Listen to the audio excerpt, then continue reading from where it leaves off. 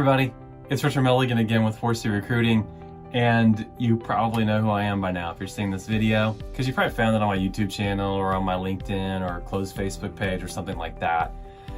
So I am spontaneously jumping into this video slash podcast that you're tuning into, and the reason why is because we have some recruiting leaders that are winning at scale, and I'm all about delivering the ideas and the content as much as I can for free. Yes, we coach and we consult, but a lot of what we do is at a higher level for organizations in larger projects like books and specifically recruiting audits and things of that nature. And so where I can actually help the individual recruiting leader by giving some of this away, I'm all about that.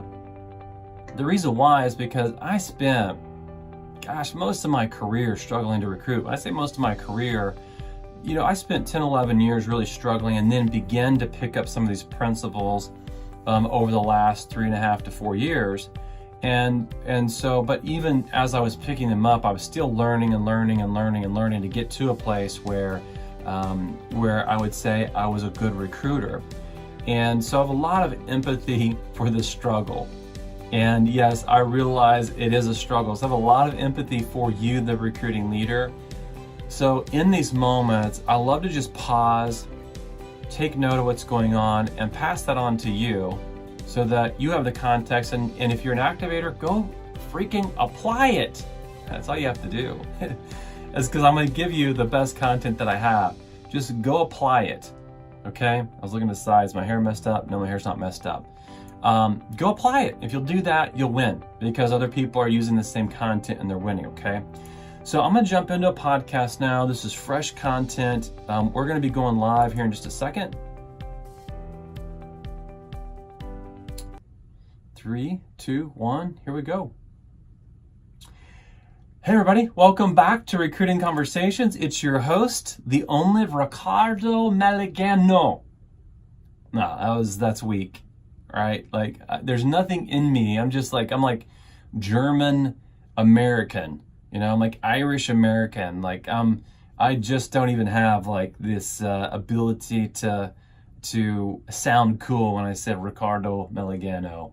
It just makes me look like it's a bad dad joke or something, right? But I'm here to give you some phenomenal content today. I'm excited about it.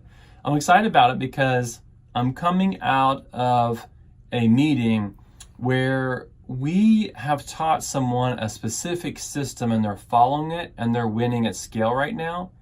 I just thought, let's just share this for the 1%ers, right? Because we all know like there's enough information available today that if you want to go win, you can buy a course or you can follow someone on YouTube or their podcast or whatever, and you get enough content that if you'll apply that, you will win.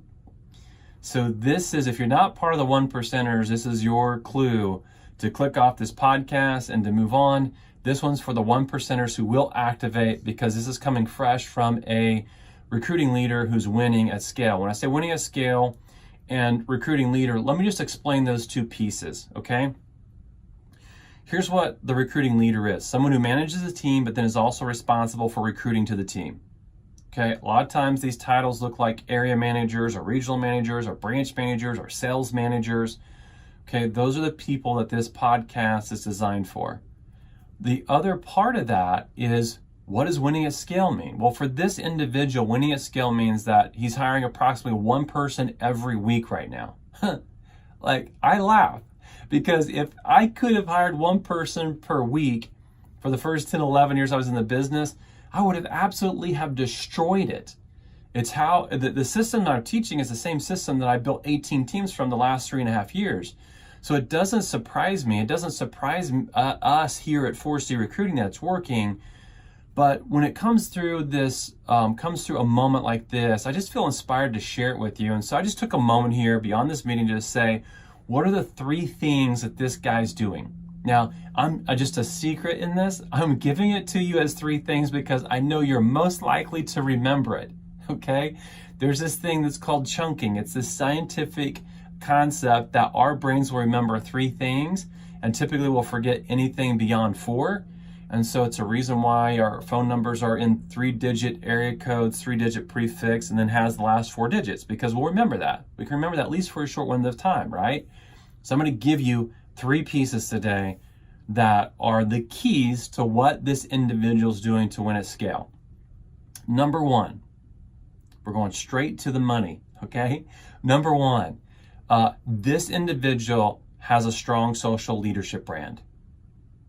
Okay, when I say strong leadership brand, posting daily, communicating directly to people inside their inbox, giving things of value, okay, is representing an attractive leader on social media, right? So if you've listened to any of my podcasts around leadership branding, and if you haven't, and this is your first one, go back and listen to a prior podcast on my belief system around leadership branding, the importance of it, and how you can actually apply it, because he's doing it, and he's doing it perfectly, the way that I teach it, okay? So he definitely has a social leadership brand. That's the first part, okay? So if there's a 3-prong approach, that's one. Here's the second one. He has a dialer that's making phone calls on his behalf and is following my Recruiting Made Simple system. Now, what is the Recruiting Made Simple system? Well, it's a system, okay? It means that there's always a predetermined next step that you're moving someone towards. So this dialer's calling, and this dialer's representing the fact that this recruiting leader has asked me to do some research on you. And in our research, what I found is that there's similarities in your core values. Okay, I'm talking directly to the recruit, in your core values and the recruiting leader's core values. And because of that, this recruiting leader has asked me to reach out to you and to set up a 5 to 10-minute phone conversation. And if you're willing to have that phone conversation, this recruiting leader has said they will not recruit you and they will not talk about our company value proposition. Got it? Okay, that's the second prong. So the dialer position's not a recruiter. Now listen, if you're a recruiter and you're really smart, you would reverse engineer some of this to where you are dialing using a similar scripting and you are partnering with a recruiting leader at a high level, because man, this gets really easy. If you can get a recruiting leader to follow the next steps that I'm going to talk about, like there's momentum in this. When I say there's momentum in this, like this individual that I'm talking about is hiring someone about every week right now, okay? Working through this process that I'm telling you, okay? So that's the second prong approach. Not a recruiter that's selling the company value proposition, but a dialer who is leading with this idea that we're doing research on you. And look, that information on your recruits is everywhere today. It's all over social media. Like let's just pause for a moment. Let me get really wound up here, okay? When I started recruiting in 2002, I didn't have access to the information you have access to today. When I say access to the information, what about like Instagram, Twitter, LinkedIn, Facebook, just a good old-fashioned Google search? Like what kind of information can you get on somebody by doing that? Now I know a lot of you that are actually working for large organizations have recruiting CRMs and systems and tools where you're extracting this information into a portal where the only thing you have to do is click a button to get it all, okay? So that's me getting a little wound up, because when I started, I didn't have access to be able to figure out that Richard Milligan did a radio show, 7 years ago for 3 years. Okay, I don't know if that's the exact date. I think that's about right. But, you could find that out. If you went and you entered Richard Milligan Mortgage, Oklahoma, which are the main parameters where I live and my name and the industry that I was in, you would come up with some incredible data. I probably show up on Active Rain, Redfin, Yelp. You would for sure find me inside Facebook and LinkedIn, right? Because the SEO is extremely powerful around those 2 platforms. You're almost always going to find them. You'd find me on 3 or 4 other platforms. You'd find my bio. You find out the fact that I love my family. I'm pretty out there in representing some things around my belief system. You'd find those things out. So you're at an advantage over where people have been ever in the history. And so the dialer/recruiter that's actively researching, getting information, can figure out where there's alignment, where there's a similar core value system. You just have to have the eyes to see it, okay? So if you're a recruiter and you're wondering, how do I make this work? Reverse engineer this with a recruiting leader that you know what their value system is. And I just gave you your scripting. Okay, that's the second piece of that, the second of the 3 prongs I'm giving you. Social leadership brand, number 1. The second part of this is a dialer who's representing a conversation that we're doing research, and the attractive leader, this recruiting leader, has asked me to make this phone call, and we see some similarities in your value system. Because of that, this recruiting leader would love to have a 5 to 10 minute phone conversation with you, no recruiting allowed. That's the second piece. Got it? The third part of this is this individual that I'm talking about that's hiring approximately 1 person per week has a process of next steps, which is designed around our Recruiting Made Simple model. But it doesn't have to be my system. Okay? The process of next steps is simply, what are your next steps? Let's just think about this. So I dialed someone with this phone script that I just gave you, right? I'm creating a next step, which is a 5 to 10 minute phone conversation with this recruiting leader where there's no recruiting allowed. What's the next step? Okay, the next step would be that recruiting leader gets on the phone and engages in a relational conversation and then asks for a face-to-face, a no recruiting allowed face-to-face. Let's assume that person says yes. My data says that 30 to 40% of all people that we just tee up in this model I just gave to you will say yes. They say yes to the face-to-face. What's next? What's the system? What's the next step system?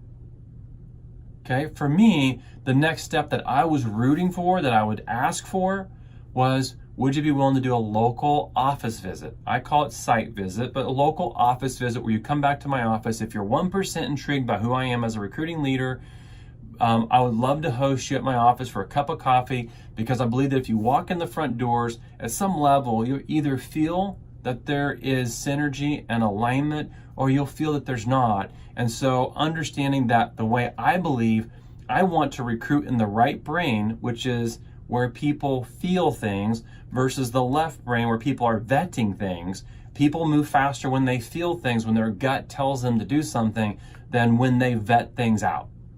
Okay, now if you're watching my video as I'm doing this podcast, you're seeing that I'm swinging my hands to the right, my hands to the left, because I'm all about right brain recruiting, which is this: when somebody feels like you are the right leader for them, when someone feels like this is the right opportunity for them, to make a much faster decision than when they vet it out.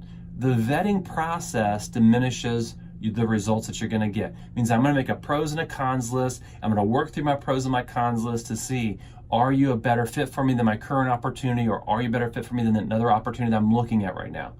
Okay, I want to swing the pendulum over to the right, where someone would say, this feels like the right opportunity for me. My gut is telling me that this is the right decision to make. Those are right brain type statements that say I'm recruiting correctly, okay? So my process to get them to this right brain was simply to invite them to my local office to grab a cup of coffee. Now, you're a regional manager right now, or an area manager right now, you're like, I can't do that. Well, you gotta solve that problem.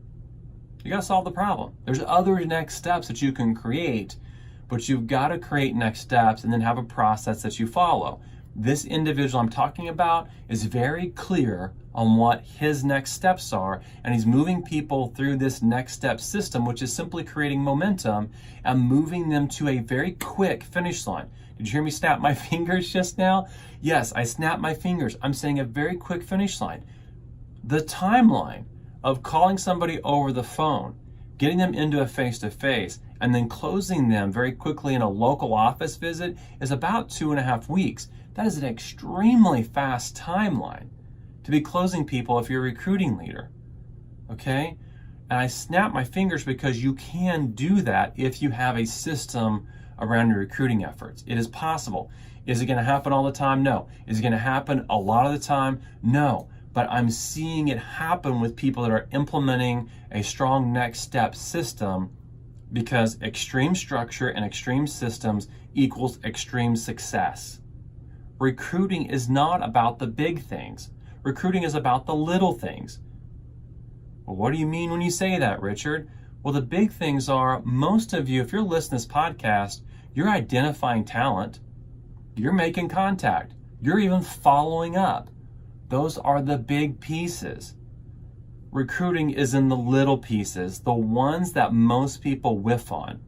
Well, what do you mean when you say little pieces? Well, I mean having a clear, defined, powerful next step. May sound very little, right? But listen to this. For 11 years almost, my next step beyond a face-to-face meeting, which, by the way, let me just back up, my phone scripting sucked. Okay? I just said that. I just bagged on myself. I just punched myself in the face. My phone scripting was, if you're open to a new opportunity, I would love to meet with you. Suckage of the phone scripting. Okay? That's what that is. If that's your phone script sucks like mine did. I got about 1 out of 20 people to say yes to that phone script. Are you open to talking about a new opportunity? 1 out of 20 was approximately the number. That was an awful phone script. So when I'm talking about little things like having a strong phone script, that may be little, but that's really big. Because I went from getting 1 out of 20 to getting 3 or 4 out of 10. Like I haven't done the math prior to now, but let's do, if you did the math on that, what percentage of increase is getting 5 out of 100 versus getting 30 to 40 out of 100, right? We're talking about 600 times more results off of a defined, memorized, perfected phone script. Did you hear me there? Okay, I defined it, I perfected it, and I memorized it. Most people in this recruiting leader role, they wing it. Okay, this is a very little thing, and it's one of hundreds of pieces around the recruiting thing that most people just don't nail down. So it's a little thing, but ultimately it's a big thing. Here's a little thing. I'll give you another little thing. This dialer that we're talking about a 3-prong approach, right? Having a strong social leadership brand, having a dialer who's calling on someone's behalf, representing this attractive leader framework, and then having a next step process. Those are the 3 prongs that we're talking about here. In the second part of that, this dialer that sets this appointment for you, just assuming that dialer exists, that dialer sets an appointment. Did you know that the average number of people that show up to that phone call, if there's only an appointment set, about 45 to 50% will show up to that phone call? Okay, and if you've done this before, you're nodding your head going, yeah, that's about right. About half the people I set the appointment with show up. But here's a little thing. That dialer, who then follows up immediately with a text message, and I'll give you a general idea around the text message. The text message is simply this. Great talking to you today, Richard. And oh, by the way, here's my attractive leader's LinkedIn profile. Would love to have you check it out. I know that my attractive leader / recruiting leader, whatever the name is looking forward to talking to you on Thursday at 4 p.m. Here's the number that he'll be calling from or she'll be calling from. A very simple text message like that, okay? We send that as a follow-up immediately beyond setting that appointment. And then the morning of, text message goes out. Hey, my attractive leader, my recruiting leader is looking forward to talking to you at 4 p.m. today. Here's the number they'll be calling from. 1 hour prior, another text message follow-up. Hey, by the way, I know my attractive leader / recruiting leader is looking forward to talking to you at 4 p.m. today. Here's the number an hour from now. Here's the number they'll be calling from. Those simple 3 steps, which are little things, a follow-up text message, a text message the morning of, and a text message an hour prior, takes someone from 45 to 50% appointment show-up rate to about a 90% appointment show-up rate. How do I know that data? Because we teach dialers here, our system, and we follow those numbers. We follow the data. That's how I know that number. That's almost doubling your efforts. Okay, if you can go from 45 to 50% to around 90%, almost doubled that. That's a little thing around recruiting. It's the little things that make really big differences inside our efforts in recruiting. Okay, so I'm going to calm down, because I can kind of get excited about this stuff. So let's go back through this. Here are the 3 things that this recruiting leader is doing that's getting them about 1 closed candidate for their specific team in a small market almost every single week right now. Strong social leadership brand means that they're posting on a daily basis. And if you want to understand my thesis around social leadership branding, there's several podcasts that are here that you can listen to. Go back and listen to those. A dialer who's calling on their behalf, that's the second part of that. That's following a very specific system. I gave you the scripting here. That's asking simply for a 5 to 10 minute phone conversation. And the third part of this is a process of next steps. That's when we teach this, what I call the Recruiting Made Simple model, but a process of next steps. Whatever your next steps are, these powerful next steps that lead to momentum. Okay? Those are the things, end of story. It's not not that complicated. That's end of story. Those are the 3 major things that are being done to get 1 person per week. And I know a lot of people are struggling to recruit. Okay? And it doesn't depend on what industry you're in. I think a lot of people are struggling to recruit. There's not a ton of talent out there right now, right? So you're going to have to build a better model. You're going to have to build a better system. And here are 3 things that are going to matter a lot to you as you work to do that. Go activate on this, okay? There's some, even if you just picked up 1 or 2 nuggets here, like 1 or 2 nuggets, like I'm going to improve my phone script. I'm going to change my phone script. Great. Now go perfect it, memorize it. Make sure you can overcome your top 3 objections that you're going to get. Okay, that's a little thing. If you got that, great. Go get that. You'll improve what you're doing inside your recruiting efforts, okay? Go activate on a couple of key things that you gathered here today.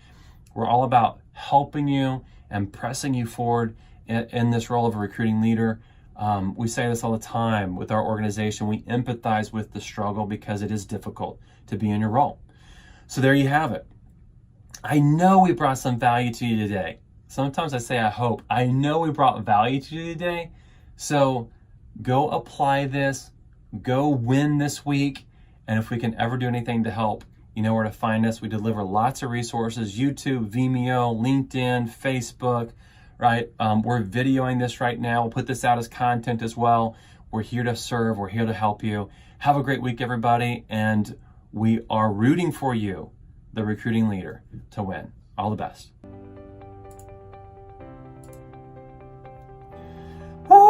We're on fire today. I don't know. You got to bring good energy. Hey, look at that. That's my kids. That's my kids' elementary school. Frontier Elementary. That's where my kids go to school. We are all about helping you win, and so this is really. I'm rooting for someone to be in the situation that I was in back maybe 2010, 2011, 2012, where I wanted to grow, but I had no idea how to do anything other than to establish larger goals and to put in more time and to try and work harder. I'm hoping that person is watching this video and says, that's me, and raises their hand or hands, how many you have, 1 or 2, or there's lots of people that are watching this saying, that's me.